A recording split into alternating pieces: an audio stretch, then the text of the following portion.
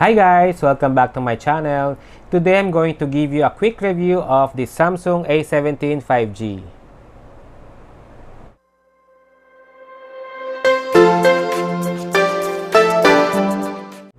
So ito na nga guys, the reason why I got this phone is because of the 5G connectivity and also na naghahanap ako ng phone na pwede siyang playable for Mobile Legends as well as for watching videos parang sa YouTube and Netflix. Kasi alam mo naman yung network dito sa area namin medyo mahina. Pag Sky Cable, laging nawawala. Smart naman, meron naman 5G pero fluctuating. Ang pinaka-stable dito na 5G sa area namin is Globe. So nilagay ko na to ng Globe. Naglagay ako ng 5G only one day and I use this as mobile hotspot which is very effective naman. And then also at the same time nga sabi ko playable for Mobile Legends.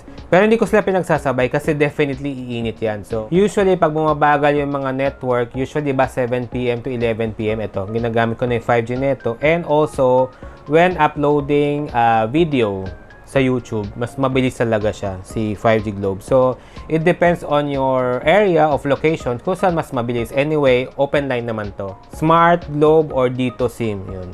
Pero pinaka-stable sa area namin is the Globe 5G. So, side-mounted fingerprint scanner siya. Alam ko mabilis lang to, natry ko na kanina. So, nakalock siya. Then, ang bilis nga. Oh, lalak ko siya ulit. Teka. Ito. Nakalock siya din. Ayun, bilis no? Ganun kaagad. Ang galing. This is 8GB of RAM and 256GB of internal memory. This is color gray. Meron din blue and black. Ayan. Speaking of color gray, ang ganda nito guys. Ayan. Ang ganda ng design. The design is very giving. Ayan. Sabi ng mga vlogger. Ayan. Anyway, focus ko to mamaya. And gusto ko yung dito sa camera. Ito, may parang border lines na pabilog. Ayan. And manipis siya. For more detailed specs, check nyo lang yung description below. Hindi ko na isa-isahin dito kasi mahahaba lang yung video for the quick review. Kaya nga quick. So, ito, manipis siya. Ito. Speaking of design, guys, dito naman tayo sa size ng screen. This is 6.7 inches. Medyo malaki. Pero look at the bezels, guys. Medyo malaki yung space sa ilalim and sa taas. Yan. Nilabas ko lang to guys para mamaya pakita ko. And the screen is Super AMOLED with 90Hz refresh rate. And the screen is made of Corning Gorilla Glass Victus. And at the back is plastic. Pero ang ganda ng pagka-plastic niya. And I'm glad kinuha ko yung gray. Ang ganda ng kulay. Pang mayaman. And this is 192 grams. And it has IP54 splash protection na siya.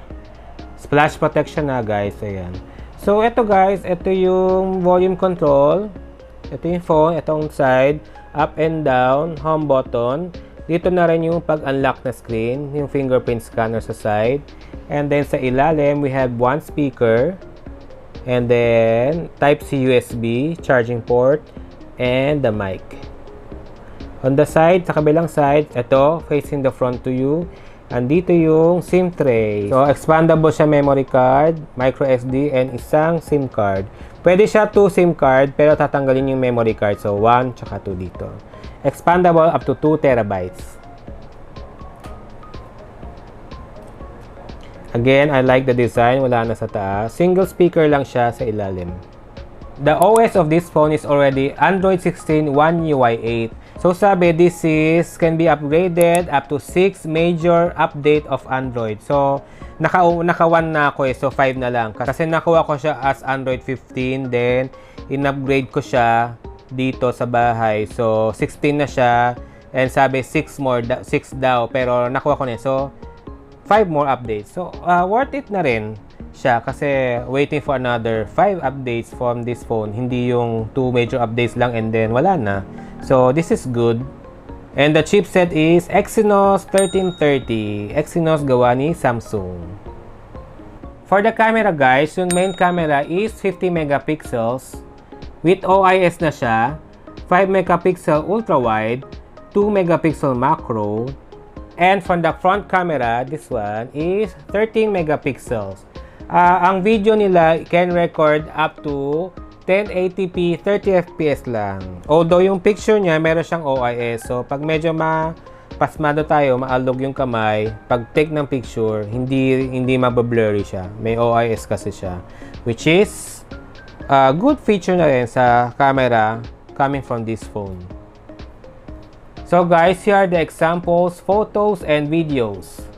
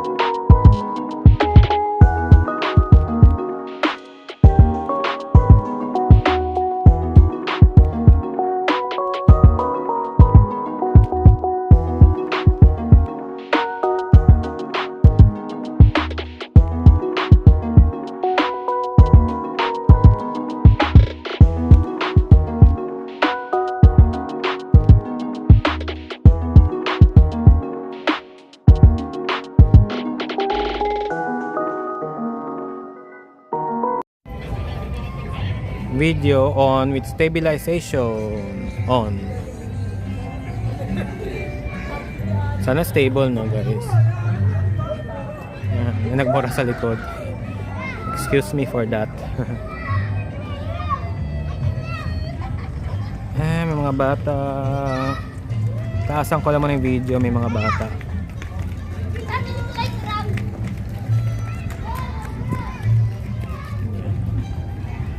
Let's turn right. Oh, colorful ba guys? Ayan. Ito, ang ganda na spot. Tayo ako dito, mamaya pa-picture ako. Then, 3 times, 0.5 zoom muna. 5.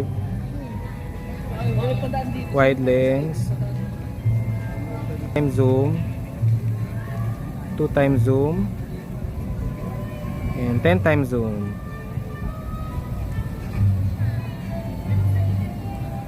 2, 3, 4, 5, 6, 7, 8, 9, 10. Back to 1 time zoom.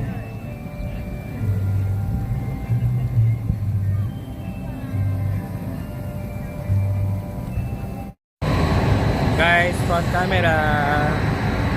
Night mode. May night mode ng ilaw.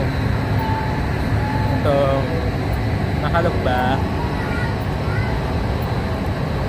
Ano tayo sa madilim? Ito. Naambon. Yan. Night mode. Tayo sa walang ilaw. Yan.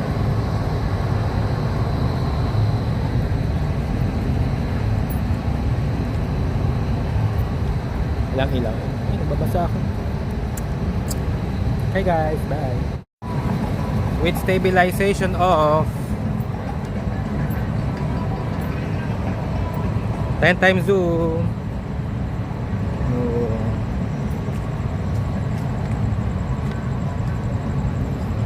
Back to 1 time zoom. Yeah.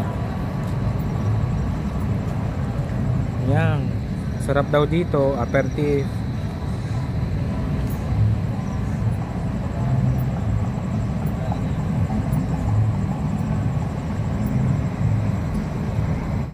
So guys, okay naman yung pictures coming from this phone. Ito yung color. Medyo above naman sa colorful niya. Medyo ma-colorful naman siya.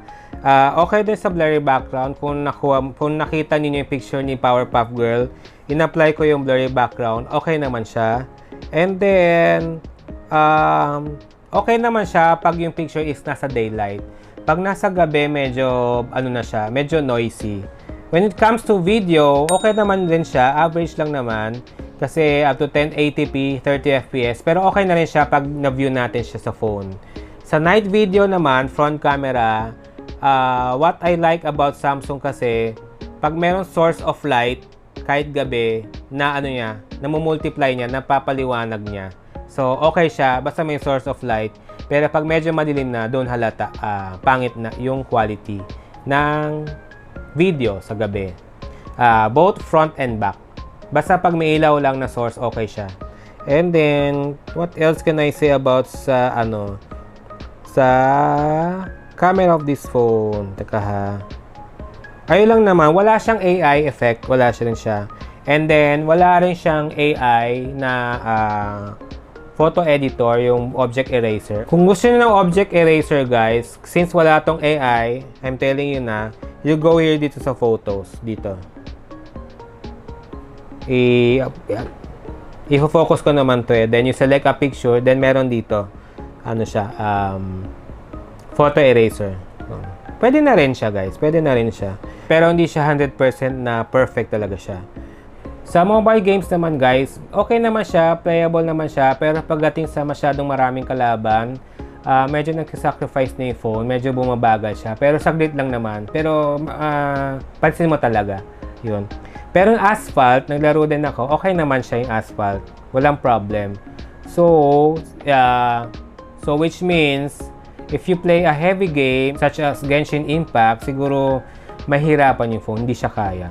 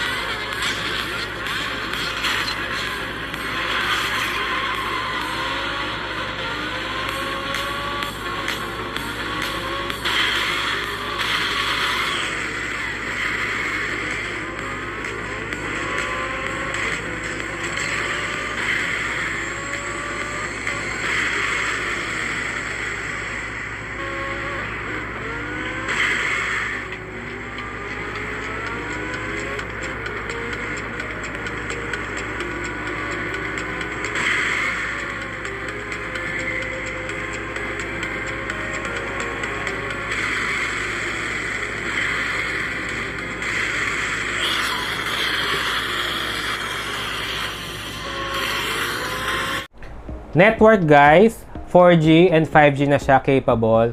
But guys, sorry to say, there is no eSIM. Hindi siya pwede for eSIM. Again, I'm using this phone para mag-mobile hotspot for 5G. Pero ginagamit ko rin siya sa labas for 5G connection din pag mag-upload ako ng video and watching video na rin siya. For the battery, guys, it has 5,000 mAh capacity. Guys, ang tagal ng buhay niya, itong battery, ang ano niya. Kahit maglaro ka na ng Mobile Legends, ang tipid niya, guys, umabot siya ng 2.5 days. For charging, pwede siya up to 25 watts siya charging. Pero guys, wala siyang wireless charging also, ha. So, wired charging lang siya.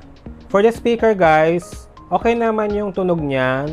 The loudness depends on the source of your music. Halimbawa, may nag-upload sa YouTube na hindi masyado malinaw yung music or mahina yung volume.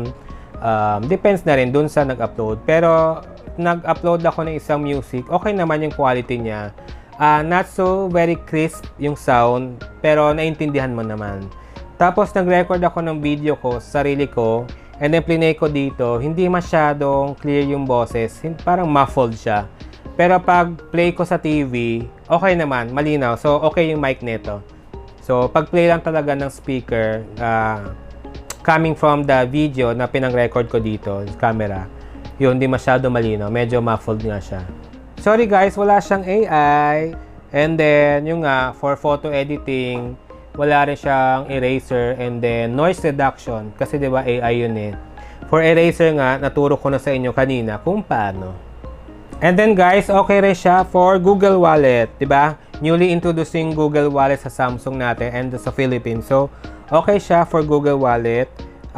Although na-installan ko na siya, hindi ko pa siya nagagamit, pero I think this is possible. Let's see kung may NFC siya. Need kasi ng NFC sa Google Wallet for tapping. Tap and go, yeah, tap yung phone. So, tingnan natin kung may NFC siya. Should be, right? Ayun, meron. NFC and contactless payment. So, tap and go lang.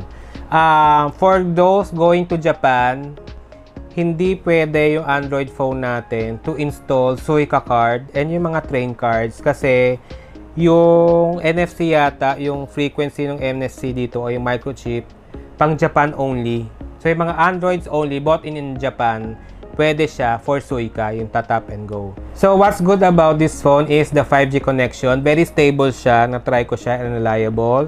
Okay for watching videos, Netflix, kung mahilig yung mga parents natin. Ayan, manood ng Tulfo. Yan, di ba? Yung mga parents natin.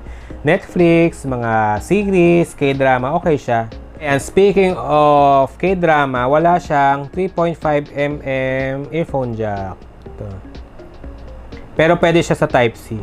Scroll to my other video guys, may nabili akong napakamurang Sony na Type-C na earphone. Ang ganda ng quality guys, mura pa. And pwede siya pang mic. Maganda rin yung quality ng mic niya, very crisp and clear. So scroll down to my Sony earphone na ni-review ko. Sulit sa akin yun. No need to buy up to 4,000 peso na ano. Ayun. So guys, the price of this phone as of December, first week of December 2025 is 12,231 pesos. This is for 8 and 256 gigabytes of internal memory. So kayo guys, bibili ba kayo nitong phone? For me, yes na rin. If para sa mga parents niyo mahilig kumuha ng pictures and video kasi may expandable memory siya. Pero pag very particular tayo sa videos and sa quality ng pictures, I think this is not the phone. Mainis lang tayo. And then, di ba, pag zoom natin, ay, hindi masyado clear. Ito. Pero for our parents and hindi masyado maarte sa pictures and video, basta meron na and good quality naman, get this phone. Again guys, thank you for watching and I hope you enjoyed watching this video. And I hope I was able to help you decide if you're going to buy this phone. This is Samsung A17 5G. Thank you for watching guys and please don't forget to like and subscribe. Bye!